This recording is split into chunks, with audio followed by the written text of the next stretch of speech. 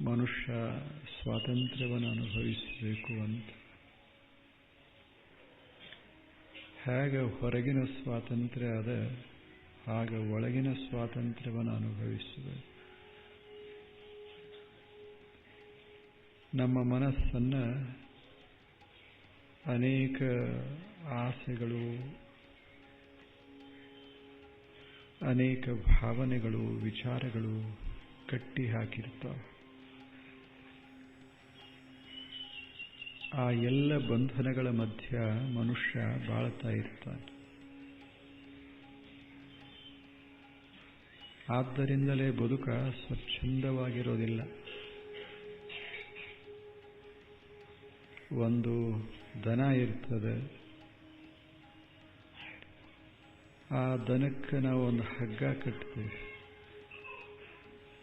ಕಾಲಿಗೆ ಹಗ್ಗ ಕಟ್ತೇವೆ, ಕಾಲಿಂದ ಓದು ಕೊರಳಿ ಕಟ್ಟಿರ್ತೇವೆ. ಅದಕ್ಕೆ ನಡೆಯಕ್ಕೆ ಬರೋದಿಲ್ಲ, ನೋಡಿರ್ಬೇಕು. ಪಾಪದು ಸ್ವಚ್ಛಂದವಾಗಿ ನಡಿಬೇಕು, ಆದ್ರೆ ಹಂಗೆ ಆಗೋದಿಲ್ಲ.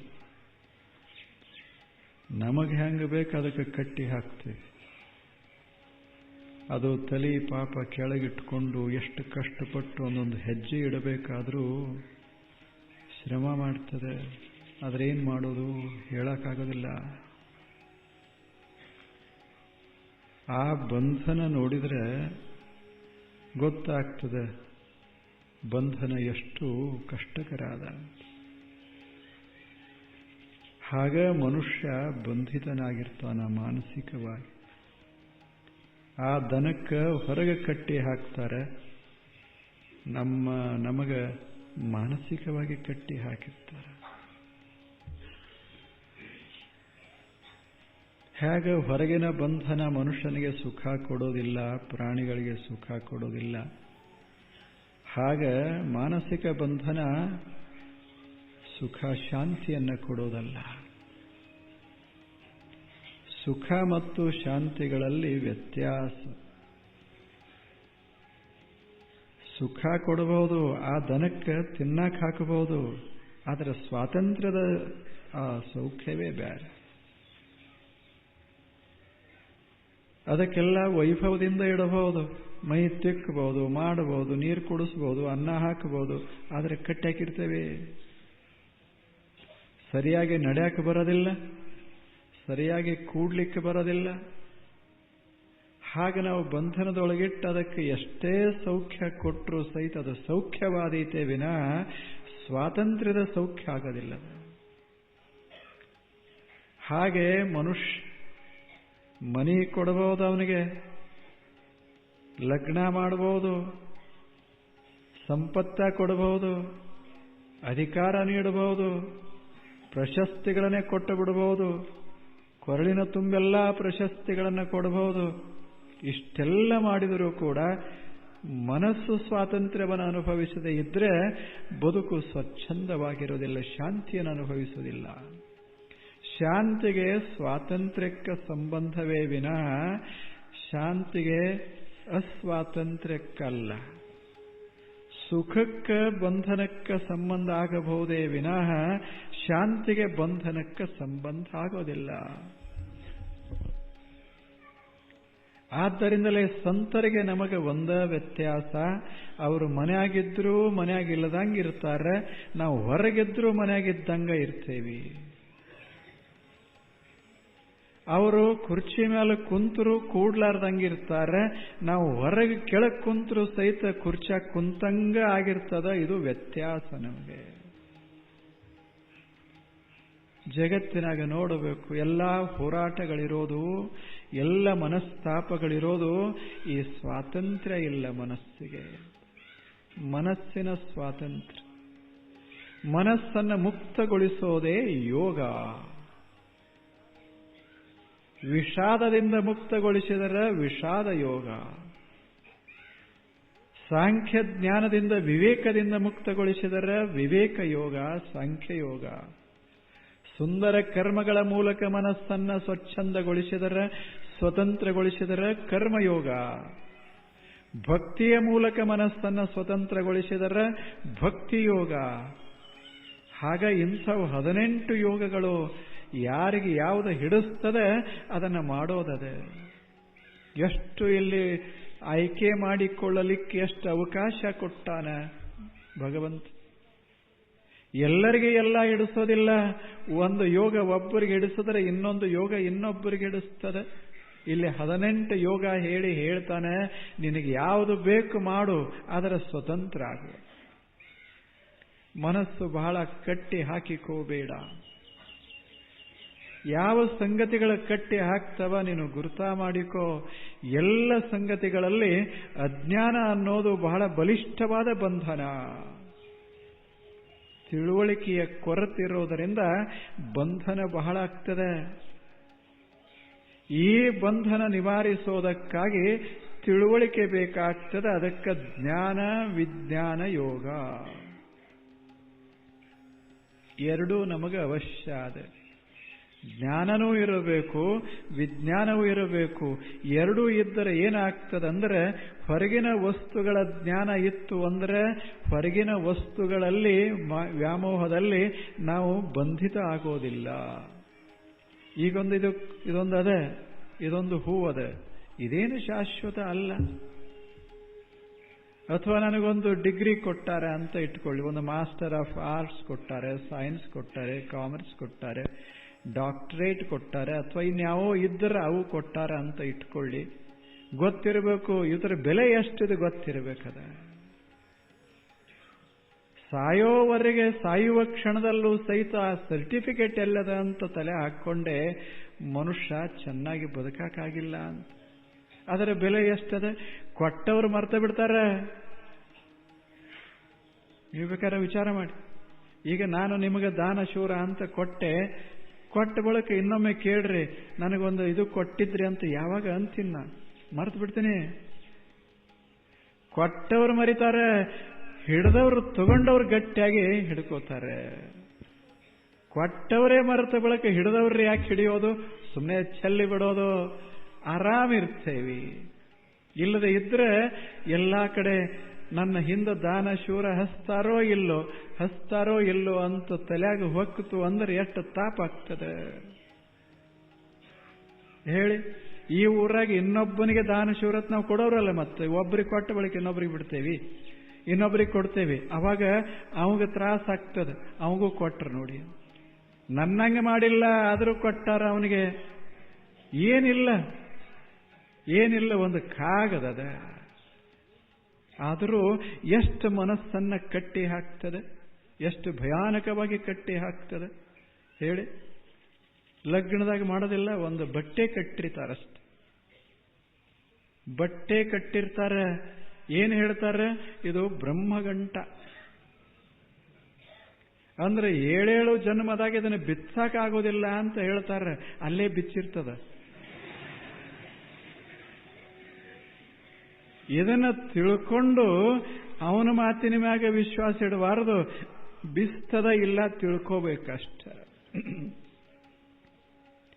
ಬಿಚ್ಚಿಕೊಂಡು ಹೋಗಬೇಕಂತಲ್ಲ, ಅದು ಬಿಚ್ಚಿರಬೇಕು, ನೀವು ಕೂಡಿರಬೇಕು, ಇದು ಮಜಾ ಇರ್ತದೆ. ಅದರ ಮೇಲೆ ಇದು ಅವಲಂಬಿಸಬಾರದು, ಹೃದಯದ ಮೇಲೆ ಅವಲಂಬಿಸಿಕೊಂಡಿರಬೇಕು. ಹಾಗೆ ಇತ್ತು ಅಂದ್ರೆ ಮನಸ್ಸು ಮುಕ್ತವಾಗಿರ್ತದೆ. ಮನಸ್ಸಿನ ಮುಕ್ತಿ ಬಹಳ ಮಹತ್ವದ್ದು. ಯಾವಾಗಲೂ ಮನಸ್ಸಿನ ಮುಕ್ತಿ ಬಹಳ ಮಹತ್ವದ್ದು. ಇಂಥ ಮುಕ್ತಿಯನ್ನ ಕೊಡುವಂಥ ಒಂದು ಅಂಶ ಯಾವುದು ಅಂದರೆ ಒಂದು ಯೋಗ, ಜ್ಞಾನ ವಿಜ್ಞಾನ ಯೋಗ. ಅಂದ್ರೆ 2 ತಿಳ್ಕೊಳ್ಳೋದು, ಹೊರಗಿನ ಜಗತ್ತನ್ನು ತಿಳ್ಕೊಳ್ಳೋದು, ಆ ಬಳಿಕ ತನ್ನನ್ನು ತಾನು ತಿಳ್ಕೊಳ್ಳೋದು. ಇಲ್ಲವೇ ಜಗತ್ತನ್ನು ತಿಳ್ಕೊಳ್ಳೋದು ಮತ್ತು ಪರಮಾತ್ಮನನ್ನ ತಿಳ್ಕೊಳ್ಳೋದು, ಸತ್ಯವಸ್ತುವನ್ನು ತಿಳ್ಕೊಳ್ಳೋದು. ಇಲ್ಲವೇ ಯಾವುದು ಮರೆಯಾಗುತ್ತದೆ, ಖಾಯಂ ಇರೋದಿಲ್ಲ, ಅದನ್ನು ತಿಳ್ಕೊಳ್ಳೋದು, ಮತ್ತು ಯಾವುದು ಖಾಯಂ ಇರ್ತದೆ ಅದನ್ನು ತಿಳ್ಕೊಳ್ಳೋದು. ಯಾವುದು ಖಾಯಮಿಲ್ಲ ಅದನ್ನು ತಿಳ್ಕೊಳ್ಳೋದಕ್ಕೆ ಜ್ಞಾನ ಅಂತಾರೆ. ಯಾವುದು ಖಾಯಮದ ಅದನ್ನು ತಿಳ್ಕೊಳ್ಳೋದಕ್ಕೆ ವಿಶೇಷ ಜ್ಞಾನ ವಿಜ್ಞಾನ ಅಂತ ಕರೀತಾರೆ. ಎರಡೂ ತಿಳ್ಕೋಬೇಕು. ಯಾವುದಪ್ಪ ಶಾಶ್ವತ, ಯಾವುದು ಅಶಾಶ್ವತ, ಇದನ್ನು ಅರ್ಥ ಮಾಡಿಕೊಂಡಿರಬೇಕು. ಗೊತ್ತಾಯಿತು ಅಂದರೆ ಅದರ ಬಗ್ಗೆ ಬಹಳ ತಲೆ ಕೆಡಿಸ್ಕೊಳ್ಳೋದಿಲ್ಲ. ಇದು ಬಾಡ್ತದ ಅಂತ ನಾನು ತಿಳ್ಕೊಂಡೆ ಅಂದರೆ ಬಾಡಿದರೂ ಬಹಳ ತ್ರಾಸಾಗೋದಿಲ್ಲ. ಹೌದಲ್ಲ ಹೇಳಿ? ಇದು ಬಾಡ್ತದ ಅಂತ ಮೊದಲ ತಿಳ್ಕೊಂಡಿದ್ರೆ ಬಾಡಿದರೆ ತ್ರಾಸಾಗೋದಿಲ್ಲ. ಹಾಗ ಇದು ಹೋಗ್ತದ ಅಂತ ಮೊದಲ ತಿಳ್ಕೊಂಡಿದ್ದರೆ ಹೋಗಾಗ ತ್ರಾಸಾಗೋದಿಲ್ಲ ಅಷ್ಟೇ. ಯಾವುದು ರೊಕ್ಕ, ಏನು ರೊಕ್ಕ ಬರ್ತದಲ್ಲ ಕಿಶಕ್ ಹಾಕ್ತೇವಲ್ಲ, ಲಕ್ಷ ಬಂದಿರಲಿ ಇದು ಖಾಯಂ ಇರುವುದಿಲ್ಲ ಅಂತ ಗೊತ್ತಿತ್ತು ಅಂದ್ರೆ ಆರಾಮಿರ್ತೇವೆ. ಇರುತಕ ಇರೋದು 10 ಆಗಲಿ 20 ಆಗಲಿ ಲಕ್ಷ ಬೆಳ್ಕೋತ ಹೋಗ್ಬೋದು, ಆದರೆ ಖಾಯಂ ಇರೋದಿಲ್ಲ. ಲಕ್ಷ್ಮೀ ಅಸ್ಥಿರ ಇಲ್ಲ. ನಿಮ್ದು ಮಾತಿನಲ್ಲದ ಹಳ್ಳಿಗಳಲ್ಲಿ ಹೇಳ್ತಾರೆ ಲಕ್ಷ್ಮೀ ಸ್ಥಿರ ಅಲ್ಲ. ಇದ ತಿಳ್ಕೊಳ್ಳೋದು, ಇದ ಜ್ಞಾನ. ಯಾವುದು ಸ್ಥಿರ ಅಲ್ಲ ಅದನ್ನು ಸ್ಥಿರ ಅಲ್ಲ ಅಂತ ತಿಳ್ಕೊಂಡ್ರೆ ಅದೇ ಜ್ಞಾನ. ಲಕ್ಷ್ಮಿ ಸ್ಥಿರ ಅಂತ ಭಾವಿಸ್ತೇವಿ, ತಾಪ ಶುರುವಾಗ್ತದೆ. ಲಕ್ಷ್ಮಿ ಅಸ್ಥಿರ ಅಂತ ಅನುಭವಿಸ್ತೇವಿ, ಆರಾಮಿರ್ತೇವಿ. ಆರಾಮಿರೋದು ಮಹತ್ವದ್ದೇ ವಿನಃ ಲಕ್ಷ್ಮಿ ಮಹತ್ವದ್ದಲ್ಲ. ಎಷ್ಟು ಚಂದಿಲ್ಲ ಇದು. ಜ್ಞಾನ ವಿಜ್ಞಾನ, ಇಂಥ ಜ್ಞಾನ ಮಾಡಿಕೋಬೇಕು ಅಂತ ಹೇಳಿದ ಗುರು. ಶಿಷ್ಯ ಪ್ರಶ್ನೆ ಕೇಳಿದ, ಅದಕ್ಕೇನು ಮಾಡಬೇಕು? ಆ ಬಳಿಕ ಗುರು ಹೇಳ್ತಾನೆ, ನೋಡು ಆ ಸತ್ಯ ವಸ್ತು ಎಲ್ಲೆಲ್ಲದ ಅದನ್ನು ಗುರುತಿಸಬೇಕು. ನೋಡು, ವಸ್ತುವನ್ನು ನೋಡೋದು, ಈ ವಸ್ತುಗಳನ್ನೇ ನೋಡೋದು. ಈ ವಸ್ತುಗಳನ್ನು ನೋಡಿ ಇದರಾಗ ಸತ್ಯ ವಸ್ತು ಅಥವಾ ಶ್ರೇಷ್ಠವಾದ ತತ್ವ ಯಾವುದು ಅದನ್ನು ಗುರುತಿಸಬೇಕು. ಅದಕ್ಕಾಗಿ ಹೇಳಕ್ ಶುರು ಮಾಡಿದ. ನೋಡು ಶಿಷ್ಯನೇ, ರಸೋಹಮಪ್ಸು ಕೌಂತೆಯ ಪ್ರಭಾ ಅಸ್ಮಿ ಶಶಿ ಸೂರ್ಯಯೋಹೋ. ವಿಚಾರ ಮಾಡು, ಎಲ್ಲೆಲ್ಲಿ ಏನೇನು ಅದ ಅದನ್ನು ನೀನು ಗಮನಿಸು. ಒಂದು ಸತ್ಯ ವಸ್ತು ಅದ, ಅದು ಎಲ್ಲದಪ್ಪ, ಎಲ್ಲರೇ ಬಹಳ ದೂರದ ಅಂತಲ್ಲ, ಅದು ಇಲ್ಲಿಲ್ಲೇ ವ್ಯಕ್ತ ಆಗ್ತಾ ಇರ್ತದೆ. ಒಂದು ದೇವ ಅಂತ ಒಂದು ವಸ್ತು ಅದ, ತತ್ವ ಅದ, ಅದು ಆಯಾ ವಸ್ತುಗಳಲ್ಲಿ, ಜಗತ್ತಿನ ಸುಂದರ ಸುಂದರ ವಸ್ತುಗಳಲ್ಲಿ ಒಂದಿಷ್ಟಿರ್ತದೆ. ಅದನ್ನ ನೀನು ಗಮನಿಸು. ಅದರ ಮೇಲೆ ಮನಸ್ಸನ್ನ ಒಂದು 10 ನಿಮಿಷ ಅದನ್ನ ಇಡು, ಸಾಕಷ್ಟು. ರಸೋಹಮಪ್ಸು ಕೌಂತೆಯ, ನೀರೊಳಗ ರಸವಾಗಿ ಅದ, ನೀರೊಳಗ ರಸವಾಗಿ ಅದ, ಸವಿಯಾಗಿ ಅದ. ಪ್ರಭಾಸ್ಮಿ ಶಶಿ ಸೂರ್ಯಯೋಹೋ. ಆಕಾಶದೊಳಗೆ, ಎರಡನೇದ್ದು, ಆಕಾಶದೊಳಗ ಸೂರ್ಯ ಬರ್ತಾನೆ,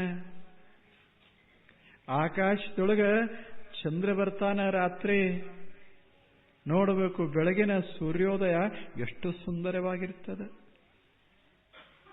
ಬೆಳಿಗ್ಗೆ ಎದ್ದು ಒಂದು ಬೆಟ್ಟದ ಮೇಲೆ ಹೋಗಿ ಕೂತು ಸೂರ್ಯೋದಯವನ್ನು ನೋಡ್ತಾ ಇದ್ರೆ ಎಂಥ ಅದ್ಭುತ ದರ್ಶನ ಆಗ್ತದೆ. ಇನ್ನ ಸೂರ್ಯ ಉದಿಸಿಲ್ಲ, ಅರುಣ ಉದಯ ಆಗ್ಯಾನ, ಉಷಾದಾಳ. ಆಕಾಶದೊಳಗೆ ಬಣ್ಣ ಬಣ್ಣಗಳು ಹಿಂಗ ಹರಿವ್ಯಾವ. ಎಲ್ಲಾ ಮೇಘಗಳು, ಅಲ್ಲಲ್ಲೇ ಮೇಘಗಳು, ಅದರ ಮ್ಯಾಲೆಲ್ಲ ಬಂಗಾರದ ಬಣ್ಣ. ಇಡೀ ನಿಸರ್ಗ, ಪೂರ್ವ ದಿಶೆಯ ಆ ಪ್ರದೇಶ, ಆಕಾಶ ಅದ್ಭುತ, ಅಷ್ಟು ಸುಂದರ ಬಣ್ಣ. ಆತ ಹೇಳ್ತಾನೆ, ಇದನ್ನು ನೋಡ್ಕೋತ ಕೂಡು, ಏನು ಸೌಂದರ್ಯ ಅದ, ಆ ಬಣ್ಣದ, ಆ ಬೆಳಕದ, ಆ ಬೆಳಕೇ ದೇವರು. ಆ ಬೆಳಕೇ ದೇವರು ಅಂತ ಅನುಭವಿಸು, ನಿನಗೆ ದೇವನ ಜ್ಞಾನವಾಗ್ತದೆ, ದೇವನ ಅನುಭವ ಬರ್ತದೆ. ದೇವರ ಸಾಕ್ಷಾತ್ಕಾರ ಇದು ಕಠಿಣ ಅಲ್ಲ ಇವರ ದೃಷ್ಟಿಯೊಳಗೆ. ದೇವರನ್ನ ಎಲ್ಲಿ ಯಾವ ರೀತಿ ನೋಡಬೇಕು ಇದು ಗೊತ್ತಾಯಿತು ಅಂದ್ರೆ ಈ ಕ್ಷಣವೇ ಸಾಕ್ಷಾತ್ಕಾರ. ಆ ಬಳಿಕ ಹೇಳ್ತಾನೆ, ಪ್ರಭಾಸ್ಮೆ ಶಶಿ ಸೂರ್ಯಯೋಹೋ ಪ್ರಣವಃ ಸರ್ವವೇದೇಷು ಶಬ್ದಃ ಖೇ ಪೌರುಷಂ ನೃಷೋ, ಮತ್ತೊಂದು 3 ಮಾತು ಹೇಳ್ತಾನೆ. ಎಲ್ಲೆಲ್ಲಿ ನಾವು ಧ್ಯಾನ ಮಾಡಬೇಕು, ಎಲ್ಲೆಲ್ಲಿ ಒಂದು 10 ನಿಮಿಷ ಕೂತು ಭಾವಿಸಿಕೋಬೇಕು. 3ನೇ ಸಂಗತಿ ಹೇಳ್ತಾನೆ, ಪ್ರಣವಃ ಸರ್ವ ವೇದೇಶ್. ಒಂದು ಪ್ರಣವ ಅಂತದೆ ಗೊತ್ತಿರಬೇಕು ನಿಮಗೆ. ಓಂಕಾರ ಅಂತೇನು ನಾವು ಕರೀತೇವೆ, ಒಂದು ಪ್ರವಾಹಿ ಧ್ವನಿ. ಅದು ಒಂದು ಪ್ರವಾಹಿ ಧ್ವನಿ, ಸುಮ್ಮನೆ ಹರಿದು ಹೋಗುವಂಥ ಅದ್ಭುತ ಧ್ವನಿ ಅದು. ಆ ಧ್ವನಿಯೊಳಗ ಇನ್ನ ರೂಪಗಳು ಆಕಾರಗಳಿಲ್ಲ. ಧ್ವನಿಯೊಳಗ ಆಕಾರ ಬಂತು ಅಂದ್ರೆ ಅವೇನಾಗ್ತಾವ, ಅಕ್ಷರಗಳಾಗ್ತಾವ. ಅ ಆಗ್ತದ, ಆ ಆಗ್ತದ, ಊ ಆಗ್ತದ, ಏನೇನು ಆಗ್ತಾವ, ಹಂಗಾಗ್ತಾವ. ಇದು ಸುಮ್ಮನೆ ಧ್ವನಿ. ಇದೊಂದು ಅದ್ಭುತವಾದಂಥ ಪ್ರವಾಹ. ಇದು ಜಗತ್ತಿನ ಎಲ್ಲಾ ಕಡೆ ಹರವಿಕೊಂಡದ. ಯಾವುದೇ ಒಂದು ಶಬ್ದ ಹೊರಗೆ ಬರಬೇಕಾದ್ರೆ ಅದಕ್ಕೊಂದು ಧ್ವನಿ ಬೇಕಾಗ್ತದೆ. ಆ ಧ್ವನಿ ಇದ್ದರೆ ಶಬ್ದ, ಆ ಧ್ವನಿ ಇದ್ದರೆ ವಾಕ್ಯ, ಆ ಧ್ವನಿ ಇದ್ದರೆ ಒಂದು ಹೊತ್ತಿಗೆ. ವೇದ ಅನ್ನೋದು ಒಂದು ಹೊತ್ತಿಗೆ. ಅದರೊಳಗಿರುವ ಶಬ್ದಗಳ ಹಿಂದೆ ಎಲ್ಲ ಅದೇ ಪ್ರಣವ. ಪ್ರಣವ ಆಧಾರ, ಅದೊಂದು ಮೂಲಧ್ವನಿ. ಎಲ್ಲ ಮಾತುಗಳ ಮಧ್ಯದಲ್ಲಿ ಆ ಧ್ವನಿ ಅಂತೇನಿರ್ತದಲ್ಲ, ಆ ಧ್ವನಿಯೇ ದೇವರು. ಯಾರಾದರೂ ಹೀಗೆ ಮಾತನಾಡ್ತಾ, ಈಗ ಉದಾಹರಣೆಗಾಗಿ ನೀನು ಒಳ್ಳೆಯವ ಅಂತ ಒಂದು ವಾಕ್ಯ ಯಾರಾದರೂ ನುಡಿದ್ರು ಅಂದರೆ, ನೀನು ಒಳ್ಳೆಯವ ಅನ್ನಬೇಕಾದರೆ ಒಂದು ಧ್ವನಿ ಬೇಕಲ್ಲ, ಒಂದು ಧ್ವನಿ ಬೇಕು. ಅದಕ್ಕೆ ಸೂರ ಅಂತ ಕರಿತೇವಲ್ಲ, ಆ ಸೂರ ಬೇಕು, ಒಂದು ಧ್ವನಿ ಬೇಕು. ಆ ಧ್ವನಿ ಶುದ್ಧ, ಪರಿಶುದ್ಧ. ಅದರೊಳಗೆ ಇನ್ನ ನೀ ಇಲ್ಲ, ನೂ ಇಲ್ಲ, ಓ ಇಲ್ಲ, ಲೇ ಇಲ್ಲ, ವ ಇಲ್ಲ, ನ ಇಲ್ಲ, ಏನೂ ಇಲ್ಲ, ಬರೇ ಧ್ವನಿ. ಹೀಗೆ ನೀನು ಒಳ್ಳೆಯವ ಅಂತ ಹೇಳುವಾಗ ಧ್ವನಿಯ ಕಡೆ ಲಕ್ಷ್ಯ ಕೊಟ್ಟು ಧ್ವನಿ ಮೇಲೆ ನಾವು ಧ್ಯಾನ ಮಾಡಿದರೆ ದೇವ ಸಾಕ್ಷಾತ್ಕಾರ ಆಗ್ತದೆ. ನೀನು ಕೆಟ್ಟವ ಅಂತ ಯಾರಾದರೂ ಹೇಳಿದರು ಅಂದರೆ, ಕೇಟವ ಅವೆಲ್ಲ ಅಕ್ಷರಗಳು, ಒಳಗ ಧ್ವನಿ. ಆ ಧ್ವನಿ ಮೇಲೆ ಮಾಡಿದರೆ ಆನಂದ ಆಗ್ತದೆ. ಕೆಟ್ಟವಂದರೂ ಆನಂದ ಆಗ್ತದೆ, ಚಲೋ ಅಂದರೂ ಆನಂದ ಆಗ್ತದೆ. ಯಾಕೆ ನಾವು ಅಕ್ಷರ ನೋಡ್ತಾ ಇಲ್ಲ, ಧ್ವನಿ ನೋಡ್ತಾ ಇದ್ದೇವೆ. ಈಗ ಧ್ಯಾನ ಮಾಡೋದು ಇದು 3ನೇದ್ದು. 4ನೇದ್ದು ಶಬ್ದ ಖೇ. ಆಕಾಶದೊಳಗೆ ಶಬ್ದಗಳು ನಿರ್ಮಾಣ ಆಗ್ತಾವ. ಎಲ್ಲ ಕಡೆ ಬಯಲೊಳಗೆಲ್ಲ ಶಬ್ದಗಳು ತುಂಬಿ ತುಂಬಿ ನಿಂತಿರ್ತಾವ. ಅಲ್ಲಲ್ಲೇ ಶಬ್ದಗಳು ತಯಾರಾಗ್ತಾ ಇರ್ತಾವ. ಈ ಶಬ್ದದಲ್ಲ, ಇದನ್ನ ಕೇಳ್ತಾ ಇರು. ಪಕ್ಷಿಗಳ ಶಬ್ದ, ಮನುಷ್ಯನ ಸಂಗೀತ ಶಬ್ದ ಏನದ, ಈ ಜಗತ್ತಿನಾಗ ಏನೇನು ಅದ, ನಾದ ಅದ, ಇದನ್ನ ಕೇಳ್ತಾ ಇರೋ. ಕೇಳ್ತಾ ಕೇಳ್ತಾ ಇರುವಾಗ ಒಂದು ಆನಂದ ಆಗ್ತದೆ. ಈ ಶಬ್ದ ಅದಲ್ಲ, ಈ ಶಬ್ದವೇ ದೇವರು ಅಂತ ಭಾವಿಸು. ಶಬ್ದ ಖೇ. ಭಗವಂತ ಹೇಳ್ತಾನೆ, ಒಂದು ಸಲ ಭಗವಂತ ಇದ್ದ, ಅದೃಶ್ಯನಾಗಿ ಇದ್ದ. ಒಬ್ಬ ಭಕ್ತ, ಅವನಿಗೆ ದೇವನನ್ನು ಕಾಣಬೇಕು ಅಂತ ಬಹಳ ಇಚ್ಛೆ. ಅವಾಗ ಆತ ತಪಸ್ಸಿಗೆ ಕೂತ. ಬಹಳ ಘೋರವಾದ ತಪಸ್ಸನ್ನು ಆಚರಿಸಿದ. ಬಿಸಿಲಲ್ಲಿ ಕೂತ, ಚಳಿಯಲ್ಲಿ ಕೂತ, ಮಳೆಯಲ್ಲಿ ಕೂತ, ಊಟ ಬಿಟ್ಟ, ನೀರ ಬಿಟ್ಟ, ಏನೆಲ್ಲ ಬಿಟ್ಟು ಬಹಳ ಕಠೋರವಾದ ತಪಸ್ಸನ್ನು ಆಚರಿಸಿದ. ಅವಾಗ ಭಗವಂತ ದರ್ಶನ ಕೊಟ್ಟ. ಏನು ಬೇಕು ಅಂತ ಕೇಳಿದ. ಏನಿಲ್ಲ ಭಗವಂತನೇ, ನೀನು ದಿನ ದಿನ ದಿನ ದಿನ ನನಗೆ ಭೇಟಿ ಕೊಡಬೇಕು ಅಂದ. ದಿನ ದಿನ ದಿನ ಭೇಟಿ ಕೊಡಬೇಕು ಅಂದ. ಭಗವಂತ ವಿಚಾರ ಮಾಡ್ದ, ಇವನಿಗೆ ದಿನ ದಿನ ಭೇಟಿ ಕೊಡ್ಕೋತ ಹೋದ್ರೆ ನಮ್ಮ ವಿಶ್ವದ ಗತಿ ಏನು ಅಂದ. ಇವ ಒಬ್ಬನೇ ಇಲ್ಲ ಮಹಾನುಭಾವ ಈ ಜಗತ್ತಿನಾಗ. ಇವ ಕರೆದಾಗೆಲ್ಲ ನಾ ಬರಕ್ ಶುರು ಮಾಡಿದ್ರೆ ಇಂಥವ್ರ ದೇಶದ ತುಂಬ ಆಗ್ತಾರೆ, ಬರೀ ಬರೋದ ಆದೀತಿ ಈ ದೇಶದೊಳಗೆ, ಇನ್ನು ಬರೋದ ಬೇಡ ಅಂತ ನಿರ್ಣಯಿಸಿ ಹೇಳಿದ.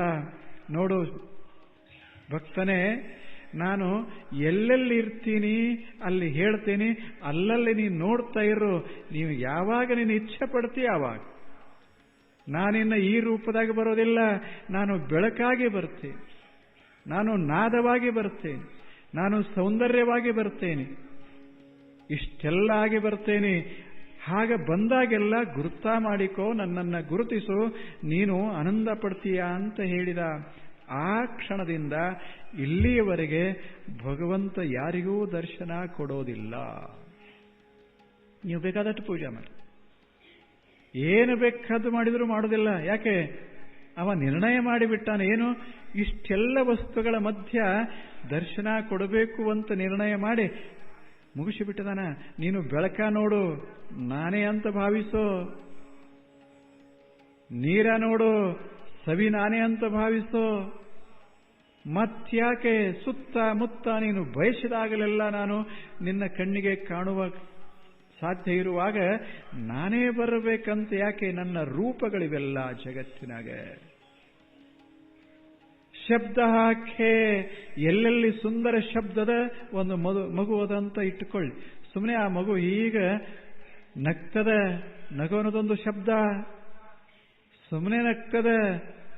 ಆದ್ರ ನಗುವಿನೊಳಗೆ ಎಂಥ ಅದ್ಭುತ ದರ್ಶನ ಆಗ್ತದೆ. ಅದೊಂದಿಷ್ಟು ಧ್ವನಿ ಮಾಡ್ತದೆ, ಆ ಧ್ವನಿಯೊಳಗೆ ಎಂಥ ಸಂತೋಷ ತುಂಬಿರ್ತದೆ. ಯಾವ ಧ್ವನಿ ಸ್ವಚ್ಛ ಆಗಿರ್ತದೆ, ಯಾವ ಧ್ವನಿಯೊಳಗೆ ಸೌಂದರ್ಯ ಇರ್ತದೆ, ಯಾವ ಧ್ವನಿಯೊಳಗೆ ಮಧುರತೆ ಇರ್ತದೆ, ಅಲ್ಲೇ ದೇವರಿರ್ತಾನ. ಶಬ್ದ ಖೇ ಪೌರುಷಂ ಋಷೋ. ಆ ಬಳಿಕ ಹೇಳ್ತಾನೆ, ಪೌರುಷ ಸಾಹಸ ಅಂತದ ಮನುಷ್ಯನಲ್ಲಿ. ಬಹಳ ದೊಡ್ಡ ಸಾಹಸ ಇದು. ಜನ ಎಂಥ ಸಾಹಸಿಗಳಾಗಿದ್ದಾರ. ಎತ್ತರವಾದ ಬೆಟ್ಟಗಳನ್ನೇ ಏರ್ತಾರೆ, ಇಲ್ಲ ಸಾಗರದ ಆಳಕ್ಕಿಳಿತಾರೆ, ಆಕಾಶದೊಳಗೆಲ್ಲ ಹಾರ್ತಾರೆ. ಎಷ್ಟು ದೊಡ್ಡ ಸಾಹಸ! ಇಂಥ ಜನರ ಸಾಹಸ ಅಂತ ಅದಲ್ಲ. ಅವ್ರ ಒಳಗೆ ಈ ಸಾಹಸ ಅಂದ್ರೆ ಏನು? ಅದು ಭಗವಂತನ ಒಂದು ರೂಪ. ಅದನ್ನು ನೋಡಿ ನೀನು ಗೌರವಿಸು. ಇದು ಭಗವಂತನ ರೂಪ ಅಂತ ನೀನು ಕಾಣೋ. ಸಾಹಸ ಇಲ್ಲ, ಎಂಥ ಅದ್ಭುತ ಸಾಹಸ ಇದು. ಪೌರುಷಂ ಋಷೋ. ಅಕ್ಕ ಮಹಾದೇವಿ ಒಂದು ವಚನ ಹೇಳೋದಿಲ್ಲ, ಎಷ್ಟು ಸುಂದರದ. ಭಾವಿಸಲು ಗಂಡು ರೂಪೋ. ಎಷ್ಟು ಚಂದ ಹೇಳಿದೆ. ನಾನು ಯಾರಂತ ತಿಳ್ಕೊಂಡಿದೀಯಾ ಅಂದ್ಲು. ಯಾರು ಸೋತಾರ ಅವ್ರ ಹೆಣ್ಣು, ಯಾರು ಗೆದ್ದಾರ ಗಂಡು. ಈ ಜಗತ್ತು ಪ್ರಪಂಚಕ್ಕೆ ಯಾರು ಸೋತಾರ ಅವರೆಲ್ಲ ಅವರೇ, ಯಾರು ಗೆದ್ದಾರ ಅವರು ಪೌರುಷ. ಅಲ್ಲಿ ಪೌರುಷ. ಅಕ್ಕ ಮಹಾದೇವಿ ಏನೆಲ್ಲ ತ್ಯಾಗ ಮಾಡಿದ್ಲು, ಎಷ್ಟು ತ್ಯಾಗ ಮಾಡಿದ್ಲು. ಸುಮ್ಮನೆ ಕಲ್ಪನಾ ಮಾಡಿಕೊಳ್ಳಿ, ಅಂಥ ಮಾತುಗಳನ್ನು ಅನ್ನಕ್ಕಾಗೋದಿಲ್ಲ. ಅಷ್ಟು ತ್ಯಾಗದ ಅನ್ನಕ್ಕಾಗೋದಿಲ್ಲ. ಒಂದು ವಚನ ಅಂದಿಲ್ಲ, ಸಾವಿಲ್ಲದ ಕೇಡಿಲ್ಲದ ಎಂಥ ಸುಂದರ ವಚನ. ನಾನು ಭಗವಂತನನ್ನ ಸ್ವೀಕಾರ ಮಾಡಿದ್ದೇನೆ. ಹೆಂಗದನ ದೇವರು? ಸಾಯೋದಿಲ್ಲ. ಮತ್ತೆ ಹೆಂಗದನ ಬದಲಾಗೋದಿಲ್ಲ. ಆತ ಸಣ್ಣದಾಗೋದಿಲ್ಲ, ಆತ ಬಂಧನಿಗೆ ಒಳಪಡೋದಿಲ್ಲ, ಏನೇನೂ ಇಲ್ಲ. ಇಂಥ ಶ್ರೇಷ್ಠ ದೇವನನ್ನ ನಾನು ಮೆಚ್ಚಿಕೊಂಡಿದ್ದೇನೆ ಅಂತ ಹೇಳಿ ಅಷ್ಟಕ್ಕ ಸುಮ್ಮನೆ ಬಿಡಲಿಲ್ಲ. ಈ ಜಗತ್ತಿನಾಗ ಪುರುಷರಂತ ಹೇಳಿಕೊಳ್ತಾರಲ್ಲ, ಇವರೆಲ್ಲರೂ ಎದಕ್ಕೆ ಯೋಗ್ಯದಾರಂದ್ರೆ ಒಲೆಯಾಗ ಹಾಕಕ್ಕೆ ಯೋಗ್ಯದಾರ. ಒಲೆಯೊಳಗಿಕ್ಕೋ ವಚನ ಇದು. ಎಷ್ಟು ಆಶ್ಚರ್ಯ! ಸುಮ್ಮನೆ ನೀವು ಅನ್ರಬೇಕಾದ್ರೆ ಧೈರ್ಯ ಬರೋದಿಲ್ಲ. ಅಷ್ಟು ಎಂಥ ಧೈರ್ಯ, ಏನು ಸಾಹಸ! ಇದಕ್ಕೆ ಪೌರುಷಂ ಅಂತ ಕರೀತಾರೆ. ಇದು ಪೌರುಷ. ಇಂಥ ಪೌರುಷ ಅಕ್ಕ ಮಹಾದಿಯೊಳಗದಲ್ಲ. ಈ ಪೌರುಷವೇ ದೇವರು. ಈ ಪೌರುಷವೇ ದೇವರು. ಎಂಥ ಪೌರುಷದ ನೋಡಬೇಕು. ಎಂಥ ಸಾಹಸ, ದೃಷ್ಟಿಕೋನ, ತ್ಯಾಗದ ಮನೋಭಾವ ಹೇಳಿ ಸಂಪತ್ತನ್ನೆಲ್ಲ ಪರಿತ್ಯಾಗ ಮಾಡಿ ರಾಜ ಗದ್ದಿಗೆಯನ್ನ, ರಾಣಿಯ ಗದ್ದಿಗೆಯನ್ನ ಪರಿತ್ಯಾಗ ಮಾಡಿ ಬಟ್ಟೆ ಬರೆಗಳನ್ನೆಲ್ಲ ಚೆಲ್ಲಿ ಹಾಕಿ ಜಗತ್ತಿನ ಗೊಡವೆಯನ್ನೇ ಬಿಟ್ಟು ಒಬ್ಬಳೇ ಎಲ್ಲವನ್ನ ಬಿಟ್ಟು ಸಾಗಬೇಕಾಗಿತ್ತು ಅಂದ್ರೆ ಎಂಥ ಧೈರ್ಯ ಇರಬೇಡ ಹೇಳಿ, ಎಂಥ ಪೌರುಷ ಇರಬೇಡ. ಈ ಪೌರುಷ ಇರೋದರಿಂದ ಅಕ್ಕ ಮಹಾದೇವಿಯನ್ನ ನೋಡಿದಾಗ ಪೌರುಷದ ಮಧ್ಯದಲ್ಲಿ ಪೌರುಷ ರೂಪವಾಗಿ ಚನ್ನಮಲ್ಲಿಕಾರ್ಜುನ ಆ ರೂಪದಲ್ಲಿ ಕಂಡ. ಎಂಥ ಪೌರುಷ! ಅದಕ್ಕೆಲ್ಲ ಹೇಳ್ತಾರೆ ಪೌರುಷಂ ಋಷೋ. ಮನುಷ್ಯನೊಳಗೆ ಒಂದೇನು ಪೌರುಷ ಅಂತದ, ಧೀರತನ, ದಿಟ್ಟತನ ಅಂತದ. ಆ ದಿಟ್ಟತನವೇ ದೇವರು. ಅದು ಅಲ್ಲಲ್ಲೇ ಇರ್ತದೆ. ಈಗೆಲ್ಲೇನೋ ಯಾರು ಸುಭಾಷ್ ಚಂದ್ರ ಬೋಸ್ ಎಂಥ ಮನುಷ್ಯ, ಟಿಳಕ್, ಲೋಕಮಾನ್ಯ ಬಾಲಗಂಗಾಧರ ಟಿಳಕ್, ಏನ ಸಾಹಸ, ಜನ್ಮಸಿದ್ಧ ಹಕ್ಕು ಅಂತ ಸಾರಿದ್ರು. ಆತ ಹಿಂದೂ ಸೇನಾ ಕಟ್ಟಿದ ಎಂಥ ಬ್ರಿಟಿಷ್ ಸಾಮ್ರಾಜ್ಯ, ಜಗತ್ತಿನಲ್ಲಿ ಮುಳುಗದಂತಹ ಸಾಮ್ರಾಜ್ಯ ಕಟ್ಟಿದವರು. ಸೂರ್ಯ ಮುಳುಗ್ತಾ ಇದ್ದಿಲ್ಲ. ಇಂಥ ಸಾಮ್ರಾಜ್ಯವನ್ನು ಎದುರಿಸುವುದಕ್ಕಾಗಿ ಒಬ್ಬ ಹುಡುಗ ಸುಭಾಷ್ ಚಂದ್ರ ಬೋಸ್. ಏನ ಆ ಮಾತು, ಆತನ ಮಾತುಗಳನ್ನ ಕೇಳು. ಎಂಥ ಧೈರ್ಯ, ಸ್ಥೈರ್ಯ! ಇದೇನು ಅದ ಅಲ್ಲ, ಮನುಷ್ಯನೊಳಗಿಂತ ಒಂದು ಪೌರುಷ ಭಾವ ಅದ ಅಲ್ಲ. ಅದನ್ನು ಕಂಡಾಗ ಮನುಷ್ಯ ಭಾವಿಸಬೇಕು, ಇದೇ ದೇವರು. ಎಲ್ಲದ ಅದು ದೇವರು? ಅಂಥ ಪೌರುಷ. ಆ ಬಳಿಕ ಹೇಳ್ತಾನೆ ಪುಣ್ಯೋ ಗಂಧಃ ಪೃಥಿವ್ಯಾಂ ತೇಜಶ್ಚಾಸ್ಮಿ ತೇಜಸ್ವಿನೌ ಜೀವನಂ ಸರ್ವಭೂತೇಷು ತಪಶ್ಚಾಸ್ಮಿ ತಪಸ್ವಿಷು. ಪುಣ್ಯೋ ಗಂಧಃ ಪೃಥಿವ್ಯಾಂ. ಎಲ್ಲೆಲ್ಲಿ ಸುಗಂಧ ಅದ, ಎಲ್ಲೆಲ್ಲಿ ಸುಗಂಧ ಅದ, ಆ ಸುಗಂಧ ನೀವು ಆಸ್ವಾದನೆ ಮಾಡುವಾಗ, ಈ ಹೂವನ್ನ ಆಸ್ವಾದನೆ ಮಾಡುವಾಗ ನಾನು ಭಗವಂತನನ್ನ ಆಸ್ವಾದನೆ ಮಾಡ್ತೀನಿ ಅಂತ ತಿಳ್ಕೋ. ಈಗ ಪೂಜಾ ಮಾಡ್ತಿರಲ್ಲ, ಸುಮ್ಮನೆ ಒಂದು ಉದುಬತ್ತಿ ಹಚ್ಚಿದ್ರಿ ಅಥವಾ ಒಂದು ಹೂವ, ಒಂದು ಸುಗಂಧಿತವಾದಂತಹ ಮಧುರ ಹೂವ ಇಟ್ರಿ ಅಂತ ಇಟ್ಕೊಳ್ಳೋಣ. ಒಂದು ಮಲ್ಲಿಗೆ ಹೂವ ಸುವಾಸ, ಹೀಗೆ ಹೂಗಳನ್ನು ಇಟ್ಟಾಗ ಸುವಾಸನೆಯನ್ನು ಹರುತ್ತದಲ್ಲ, ಆ ಸುವಾಸನೆಯೇ ಭಗವಂತ ಅಂತ ಭಾವಿಸಿ ಅನುಭವಿಸು ಮನುಷ್ಯನೇ. ಹೂಗಳನ್ನು ಇಟ್ಟ ಬಳಿಕ ದೇವರ ದರ್ಶನ ಅಲ್ಲ, ಹೂವಿನ ಒಳಗಿನ ಸುಗಂಧ ರೂಪದಲ್ಲಿ ದೇವ ದರ್ಶನ ಕೊಡ್ತಾನೆ ಅಂತ ಭಾವಿಸು. ಹಾಗಿತ್ತು ಅಂದ್ರೆ ದೇವರನ್ನ ಕಾಣದವರು ಯಾರದಾರ? ಎಲ್ಲರೂ ದೇವರನ್ನ ಕಾಣುವವರೇ, ಕಂಡವರೇ. ಆದರೆ ಇದ ದೇವರಂತ ಗೊತ್ತಿಲ್ಲಷ್ಟೇ. ಆ ಬಳಿಕ ಹೇಳ್ತಾನೆ ತೇಜಶ್ಚಾಸ್ಮಿತ್ ವಿಭಾವಸವು. ಏನಿದು ಬೆಂಕಿ ಅದ ಅಲ್ಲ, ನೋಡಬೇಕು ಬೆಂಕಿ ಹೇಗದೆ. ಸುಮ್ಮನೆ ಈಗ ಉರಿತಾ ಇರುವಂತಹ ಬೆಂಕಿ ಕಾವದೆ,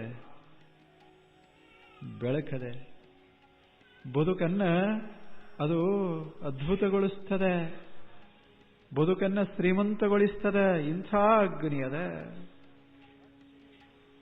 ಅಗ್ನಿಯೊಳಗ ಏನು ಪ್ರಭಾ ಅದ, ಆ ಪ್ರಭೆಯೇ ಪರಮಾತ್ಮ, ಅದು ದೇವರು.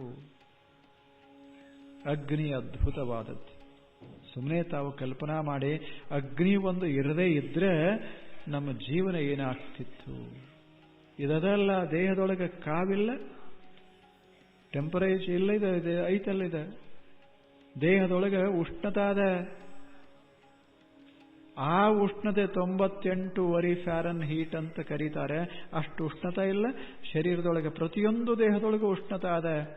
ಅದ ದೇವರು. ಅದು ಹೋಯ್ತು, ಇವ ಹೋದ, ತಂಪಾಯ್ತು ಅಂದ್ರೆ ಮುಗಿತಲ್ಲಿ. ಅದೇನು ಉಷ್ಣದ ಅದು ದೇವರು. ಅದು ದೇವರು. ಅದನ್ನು ನೀನು ಭಾವಿಸಿಕೋ. ದೇವನು ಉಷ್ಣತೆಯ ರೂಪದಲ್ಲಿ ನನ್ನ ದೇಹದೊಳಗೆ ತುಂಬ್ಯಾನ. ಆ ಬಳಿಕ ಭಾವನೆಯ ಒಂದಿಷ್ಟು ಕಾವ ಇರ್ತದ ಮನುಷ್ಯಾಗ, ಭಾವನೆಯ ಕಾವ ಇರ್ತದ. ಪ್ರೀತಿಸುವಂಥ ಜನ ಇದ್ದರು ಅಂದರೆ ಒಂಥರ ಸೌಖ್ಯ ಅನ್ನಿಸ್ತದ ಮನುಷ್ಯಾಗ.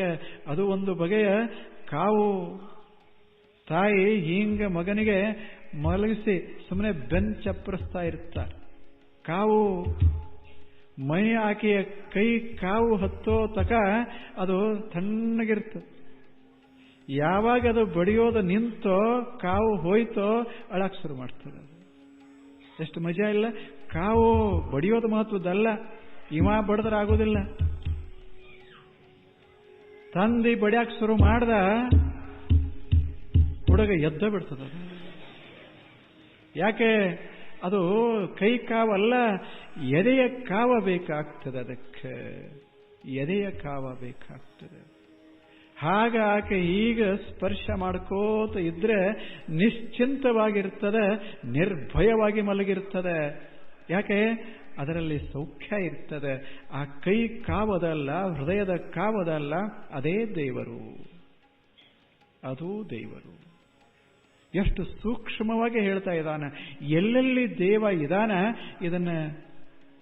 ಇದನ್ನ ತಿಳ್ಕೋಬೇಕು ಅಂದ ಭಗವಂತ ಶಿಷ್ಯನಿಗೆ ಹೇಳ್ತಾನೆ. ತಿಳ್ಕೋ, ನಿನಗೆ ದೇವರಿಲ್ಲದ ಸ್ಥಾನನೇ ಸಿಗೋದಿಲ್ಲ. ಎಲ್ಲಾ ಕಡೆ ದೇವರಾಗ್ತಾನೆ. ಆ ಬಳಿಕ ಜೀವನ ಬಹಳ ಸುಂದರ ಆಗಿರ್ತದೆ. ತೇಜಶ್ಚಾಸ್ಮಿ ವಿಭಾವಸವು ಜೀವನಂ ಸರ್ವಭೂತೇಶು. ಮತ್ತೊಂದು ಮಾತ ಹೇಳ್ತಾನೆ, ಇದೇನು ಪ್ರಾಣಿಗಳು ಹಿಂಗೆ ಓಡಾಡ್ತಾವಲ್ಲ, ಈಗೊಂದು ಆಕಳ ಅಂತ ಇಟ್ಕೊಳ್ಳಿ, ಒಂದು ಗುಬ್ಬಿ ಅಂತ ಇಟ್ಕೊಳ್ಳಿ. ಸುಮ್ಮನೆ ಒಂದು ಗುಬ್ಬಿ ಹಿಂಗೆ ಹಾರ್ತದೆ, ಜೀವಿಲ್ಲ ಒಳಗೆ. ಆ ಗುಬ್ಬಿಯೊಳಗೆ ಒಂದಿಷ್ಟು ಜೀವಿಲ್ಲ, ಜೀವ ಜ್ಯೋತಿ ಇಲ್ಲ. ಲೈಫ್ ಪ್ರಿನ್ಸಿಪಲ್ ಈಸ್ ದೇ. ಅದೊಂದು ಅದೇ ಅಂದ್ರೆ ಅದು ಹಾರ್ತದೆ, ಅಷ್ಟು ಚೆಂದಾಗಿ ಹಾರ್ತದೆ. ಆ ಹಾರ್ತಾ ಇರುವಾಗ ಅದರ ಒಳಗಿರುವಂತಹ ಪ್ರಾಣದ ಅಲ್ಲ, ಆ ಪ್ರಾಣವೇ ದೇವರು ಅಂತ ಭಾವಿಸು. ಆಕಳ ಅದೆ, ಎಷ್ಟು ಚೆನ್ನಾಗಿರ್ತದೆ ಆಕಳ.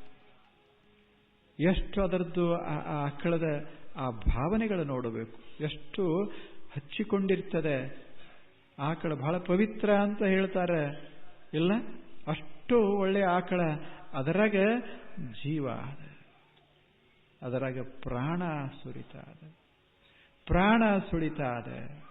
ರವೀಂದ್ರನಾಥ್ ಟ್ಯಾಗೋರ್ ಹೇಳ್ತಾರೆ, the same stream of life that flows through the world, the same stream of life flows through my veins. ಯಾವ ಶಕ್ತಿ ಜಗತ್ತಿನೊಳಗೆ ಪ್ರಾಣ ಶಕ್ತಿ ಜಗತ್ತಿನಾಗ ತುಂಬಿಕೊಂಡದ ಹರುತದ, ಅದೇ ಶಕ್ತಿ ನನ್ನ ನರಗಳಲ್ಲಿ ಹರಿತಾದ, ಅದೇ ಶಕ್ತಿ ಜಗತ್ತಿನಾದ್ಯಂತ ಹರಿತಾದ. The same stream of life that flows through my veins flows through the world. ಅದೇ ವಿಶ್ವದಲ್ಲಿ ಏನೊಂದು ಪ್ರಾಣದ, ಅದೇ ಪ್ರಾಣ ನನ್ನೊಳಗದೆ. ಇಂಥ ಪ್ರಾಣವೇ ದೇವರು, ಪ್ರಾಣವೇ ದೇವರು. ಎಲ್ಲೆಲ್ಲಿ ಜೀವ ಜಂತುಗಳಿದಾವ ಅಲ್ಲಲ್ಲಿ ದೇವನನ್ನ ಕಾಣೋ ವಿಧಾನ ಇದು. ಆ ಬಳಿಕ ತಪಶ್ಚಾಸ್ಮಿ ತಪಸ್ವಿಷು. ಆ ಬಳಿಕ ತಪಸ್ಸ ಮಾಡ್ತಾರೆ ಜನ. ಎಷ್ಟು ಕಷ್ಟ ತಗೋತಾರಲ್ಲ. ಒಬ್ಬ ಒಕ್ಕಲಿಗ ಎಷ್ಟು ದುಡಿತಾನೆ, ಒಬ್ಬ ತಾಯಿ ಮನೆಯಲ್ಲಿ ಎಷ್ಟು ಕಷ್ಟಪಡ್ತಾಳೆ. ಹಗಲ ರಾತ್ರಿ ಹಗಲ ರಾತ್ರಿ ಹಗಲ ರಾತ್ರಿ ತನ್ನ ಸುಖ ಏನೇ ಇರಲಿ ದುಃಖ ಏನೇ ಇರಲಿ ಆಕೆ ಕಷ್ಟಪಡ್ತಾ ಇರ್ತಾಳೆ. ಎಲ್ಲವನ್ನ ತಡ್ಕೋತಾಳೆ. ಯಾರ ಮುಂದೂ ಹೇಳೋದಿಲ್ಲ ಇಷ್ಟು ನಾನು ದುಡಿತೇನೆ ಅಂತ, ಯಾರ ಮುಂದೆ ಹೇಳೋದು. ತಪಸ್ಸು ತನ್ನ ಪರಿವೇರದ ಏನು ತಪಸ್ಸ ಮಾಡ್ತಾರಲ್ಲ, ಈ ತಪಸ್ವಿಗಳ ಮಧ್ಯದ ತಪಸ್ಸದಲ್ಲ, ಇದ ದೇವರು. ಎಲ್ಲಿ ದೇವರನ್ನ ನೋಡ್ತೀಯ? ಇಲ್ಲಿ ನೋಡು. ಎಲ್ಲಿ ನೋಡು? ಒಂದು ಸಣ್ಣ ಕಥೆ. ಒಂದು 4 ಜನ ದೇವನನ್ನ ಕಾಣಬೇಕು ಅಂತ ಹೊರಟರು. ದೇವನನ್ನ ಕಾಣಬೇಕು. ಎಲ್ಲ ಹುಡುಕಾಡ್ಕೋತ ಬಂದ್ರು. ಒಂದು ಅವ್ರಿಗೆ ರಾತ್ರಿ ಆತು, ಒಂದು ಸಣ್ಣ ತೋಟ ಇತ್ತು. ಆ ತೋಟದಲ್ಲಿ ಒಬ್ಬ ಒಕ್ಕಲಿಗ ವಾಸ ಮಾಡಿದ್ದು. ಬಹಳ ಒಳ್ಳೆ ಮನುಷ್ಯ ಆತ. 1-2 ಚಲೋ ಎತ್ತುಗಳು, ಆ ಬಳಿಕ ಮನೆಯಲ್ಲಿ ಆಕಳಗಳು, ಅದರ ರಕ್ಷಣೆ ಮಾಡಿಕೊಂಡಿದ್ದ. ಆತ ದಿನದ ತುಂಬ ದುಡಿತಾ ಇದ್ದ. ಸಾಯಂಕಾಲ ಮನೆಗೆ ಬರ್ತಿದ್ದ. ಯಾರೇ ಬರಲಿ, ಅತಿಥಿಗಳಂತ ಬಂದವ್ರನ್ನ ಕರೆದು ಕೂಡಿಸಿ ಅವರು ಕೂಡ ಚಂದ 2 ಮಾತನಾಡಿ ಒಂದು ತುತ್ತ ಅನ್ನ, ಒಂದು ಕಪ್ ನೀರೇ ಕೊಡ್ತಿದ್ದ. ಆ ಬಳಿಕ ದಣದ ದೇಹ ಮಲ್ಕೋತಿದ್ದ. ಯಾರೋ ಬರದೇ ಇದ್ರೆ ಎತ್ತುಗಳು, ಆಕಳಗಳು ಇಷ್ಟು ಪ್ರೀತಿಸ್ತಾ ಇದ್ದ. ಸುಮ್ಮನೆ ಹೀಗೆ ಮುಟ್ಟಿದ್ರೆ ಸಾಕು, ಅಷ್ಟು ಕೆಲಸ ಮಾಡ್ತಾ ಇದ್ವು ಅವು. ಬಾರ್ಕೋಲಲ್ಲ, ಹಣಿ ಹಗ್ಗಲ್ಲ, ಸುಮ್ಮನೆ ಹೀಗೆ ಮುಟ್ಟಿದ್ರೆ ಸಾಕು. ಯಾಕೆ? ಅಷ್ಟು ಪ್ರೀತಿಸ್ತಿದ್ದ. ಅಲ್ಲಿಗೆ ಇವ್ರು 4 ಮಂದಿ ಬಂದು ಅತಿಥಿಗಳಾದರು.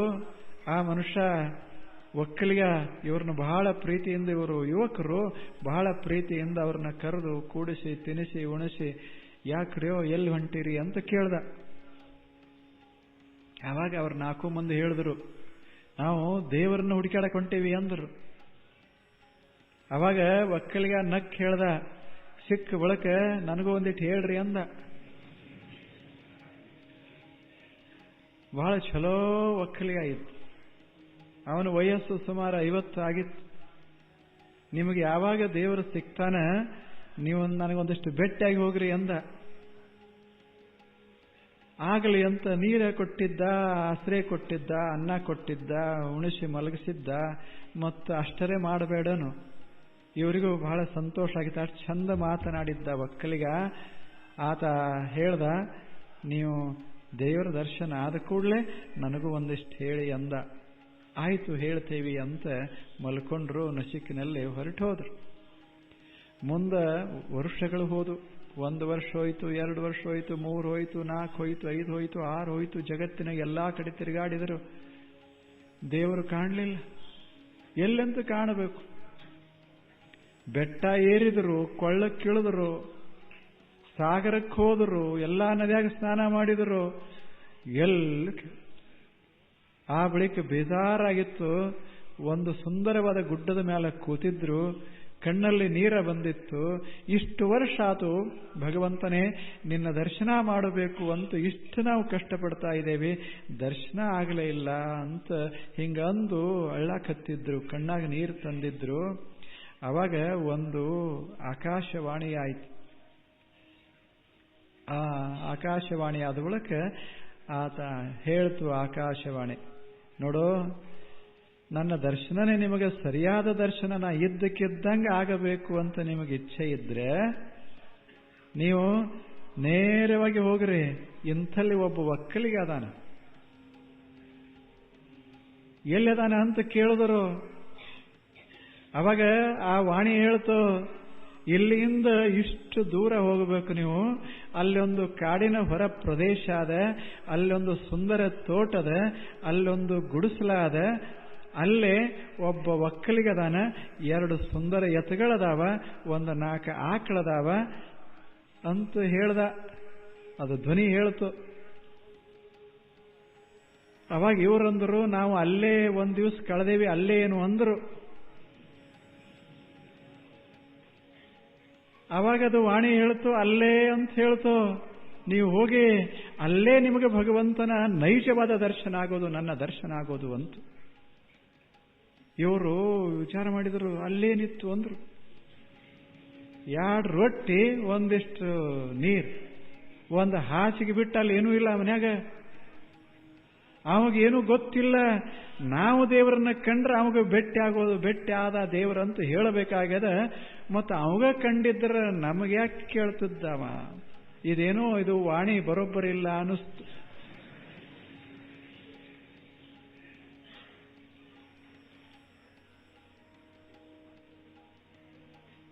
ಮತ್ತೆ ತಿರುಗಾಡಕ್ಕೆ ಶುರು ಮಾಡಿದರು. ಮತ್ತೊಂದು 4-6 ವರ್ಷ ಅದು. ಮತ್ತು ಒಂದು ಗುಡ್ಡದ ಮೇಲೆ ಕುಂತಿದ್ರು. ಬಹಳ ರಾತ್ರಿ ಆಗಿತ್ತು. ಇನ್ನೇನು ಬದುಕೋದ ಬೇಡ, ಇನ್ನೀ ಕೊಳ್ಳದಾಗ ಜಗದ್ ಬಿಡೋಣ ಅಂತ ಅವ್ರು. ಜೀವನದಾಗ ಅರ್ಥ ಇದೆ, ದೇವ್ರನ್ನ ಕಾಣದೇ ಇದ್ರೆ ಬದುಕೋದು ಯಾಕೆ ಅಂದ್ರೆ ಅವ್ರು ಗಟ್ಟಿ ಮನಸ್ಸು ಎಷ್ಟದೆ. ಅವಾಗ ಮತ್ತದೇ ವಾಣಿ ಆಯಿತು, ಹೋಗಿ ಅಲ್ಲೊಬ್ಬ ಒಕ್ಕಲಿಗ, 2 ಎತ್ತ 4 ಆಕಳ ನಿಮ್ಮ ದಾರಿ ಕಾಯ್ತಾ ಇದ್ದಾನ, ಹೋಗಿ ಅಂದ. ಅಂತೂ ಅದು ಧ್ವನಿ. ಇದು ನಮ್ಮ